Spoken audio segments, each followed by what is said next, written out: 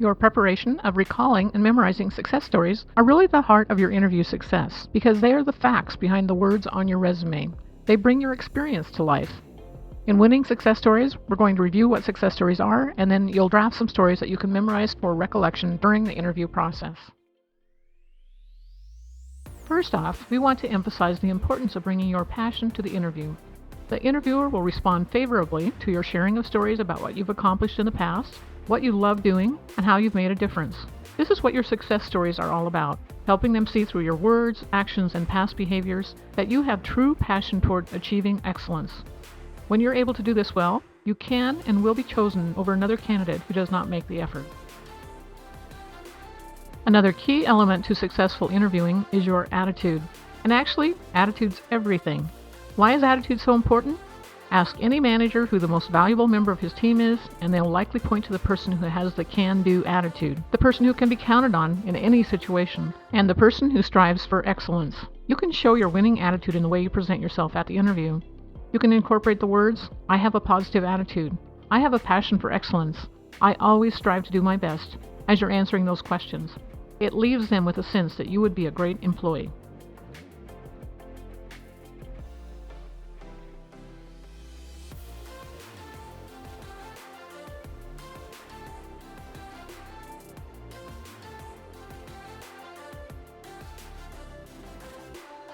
Now bring that passion and positive attitude to sharing your successes from your past jobs. Essentially, success stories are the proof behind everything you say on the resume. If the interviewer says, looks like you enjoy problem solving, can you give me an example of how that's played out? Guess what? You're prepared. In their mind's eye, you want them to start hearing about who you are and what you can do so that you can help them imagine you solving their problems as well. In other words, if you can demonstrate through examples that you accomplished something before, the interviewer may have the tendency to believe you'll do it again for them. Through sharing stories, you can also give them an idea of what kind of employee you would be. They see that you can articulate the stories well and are proactively prepared. Sometimes they'll be in response to behavioral interviewing, which we will talk about in a few minutes. Essentially, the value of success stories is that you use your past experiences and behaviors as an indicator of your future success. And the whole point of success stories is to leave the hiring manager feeling that they should hire you because you would be a great employee. There are two ways to prepare for success stories. One is to develop a cache of success stories that generally confirm your experience, expertise, and skills. We'll talk more about that in just a minute. And then secondly, focus on common behavioral questions. Come up with answers to the ones that you think will most likely be asked. And there are a lot of these behavioral questions that have become the norm. And again, we'll have some examples of those that we talk to in a few minutes. So one way to prepare to develop this cache of success stories is to review your resume and draft examples to support your accomplishments. So the major points on your resume that you think would be applicable for this particular position. Make sure that you have some examples to support those accomplishments in case you can ask. In addition, you could have stories to illustrate important points about your strengths, successes, and challenges, just in case they say, you mentioned that you're really good at problem solving. Can you tell me how that has played out in your last job? Every effort that you make to come up with these stories before the interview is going to pay off tenfold once you get there, because you will not be able to remember these in the moment of the interview. You have such a short time in the interview, and that's why it's so important to get your success stories prepared ahead of time. If you say you're good at something, you need to be able to highlight it with a memorable story. Show by your stories and examples how your personal characteristics of your positive can-do attitude and passion for doing your best are reflected in your life. Tell them when and where and how you put forth extra effort above and beyond the call of duty. Tell them how you beat a deadline, how you excelled in a project, or how you made a difference by going the extra mile. If you can show them by your words and examples your can-do attitude, you'll get hired over other candidates who are not as well prepared. As we mentioned, your prepared success stories will help you in the popular behavioral interviewing as well. These are the questions that start with, tell me about a time when you, and you can fill in that blank with things like solved a challenging problem, dealt with an irate customer, had to lead a project when a team member was uncooperative. Again, this technique uses your past experiences and behavior as an indicator of your future success. The process of behavioral interviewing is much more probing and works very differently than traditional interview questions. Employers predetermine which skills are necessary for the job and then ask very pointed questions to determine if you possess those skills. For example, if successful leadership is necessary for a position, you may be asked to talk about an experience in which you were a leader, as well as what you think makes a good leader. To assess which skills the employer seeks, review their literature, speak with employees, family, and friends who work for the employers, and review organizational info about the company on the web. There are many different behavioral questions that might be asked. Therefore, we suggest that you focus on and prepare answers to those that you believe relate to you and your type of position. Even if you don't exactly hit their targeted questions, you'll feel more comfortable because you've memorized success stories that you can draw on as well. It's important when they ask you these questions that you relax and tell stories of your successes just like you would to someone you're comfortable with. Don't get nervous. Do the best you can.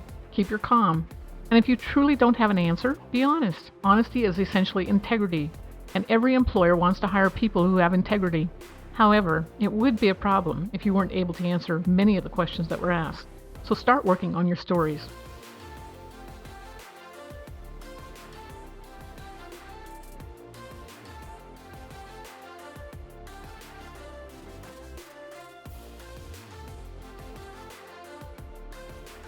Also, there's a document within this called Examples of Behavioral Interview Questions that details both common and behavioral questions, as well as suggestions for answers that you can personally revise to work well for you. As you start to think of doing success stories, first list all of the areas where you might find them.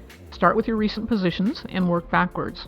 And try to remember those stories where you made a difference through your problem solving, communication skills, using specific technical skills, or making a difference in the outcomes of a team of people because of your input or leadership.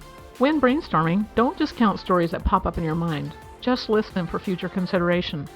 When you finish, mine your list for the stories that have the highest potential for helping the interviewer catch a glimpse of your successes in action. We recognize that if you're new to the workforce, you may not have a depth of success stories from work experiences. However, you have life and academic successes that are just as valuable. So focus on skills and behaviors that supported those successes. What study habits are valuable to how you would approach your job? For instance, are you proactive? Do you collaborate well with others?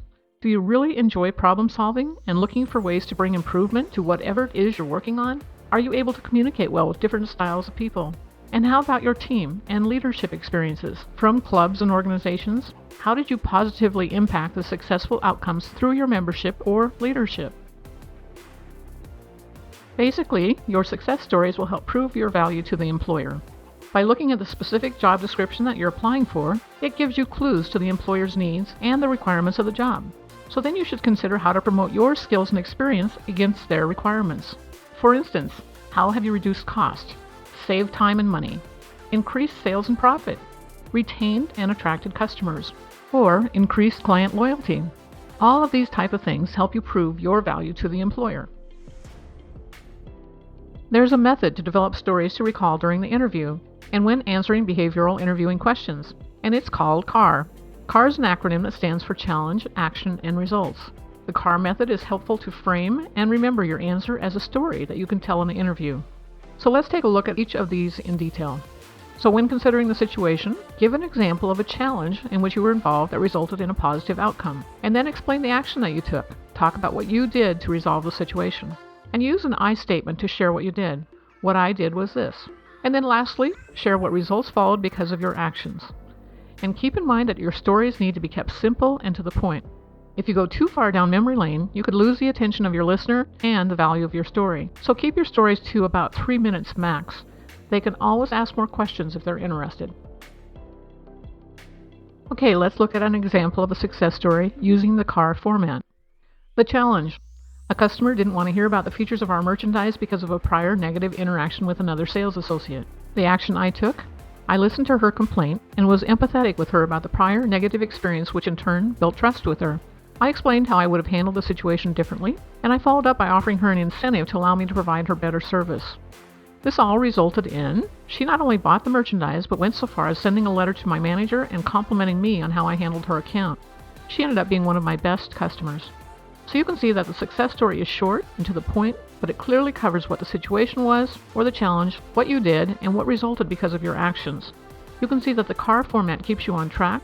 It's easy to remember the key points and fill them in. And it's very important that you keep your stories short. Otherwise, you risk losing the interest of the hiring manager and don't score a point for all of your efforts. Let's look at another example of a CAR answer. The challenge.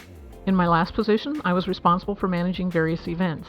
I noticed the attendance at these events had dropped by 30% over the past 3 years and wanted to do something to improve these numbers. The action I took? I designed a new promotional packet to go out to the local community businesses. I also included a rating sheet to collect feedback on our events and organized internal roundtable discussions to raise awareness of the issue with our employees. What resulted? We utilized some of the wonderful ideas we received from the community, made our internal systems more efficient, and raised attendance by 18% the first year. Whenever you can, quantify your results. Numbers illustrate your level of authority and responsibility. For example, when you say, I was a shift supervisor who trained and evaluated 4 employees, that gives you a lot more credibility than if you said, I was a shift supervisor.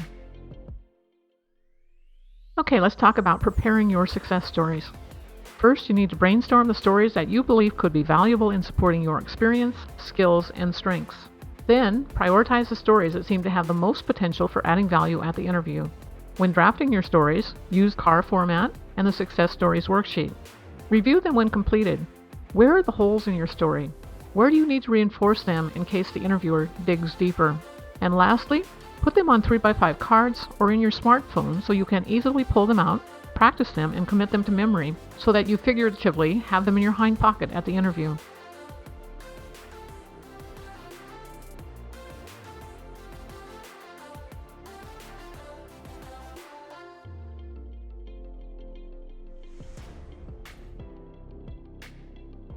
So here's a good question that relates to your success stories. If they ask you to solve one of their problems, this puts you in a bit of a bind because you cannot possibly give a competent answer with a 90-second overview. If you did, they could be threatened, but if you don't, you could be perceived as incompetent. So instead, answer the question from your past experience. It would be difficult to know all the details of your problem. Could I share a similar situation, what I did, and what the outcomes were? Then recall one of your success stories. In summary, success stories are important because they give credibility to your past life and experiences. They also help the employer imagine you bringing those same skills, behaviors, and experiences to their workplace to help solve their problems and make a difference to the bottom line results. What you should do next is draft your success stories, put them on cards or in your smartphone, practice them, and commit them to memory. They're going to be invaluable to you at the interview.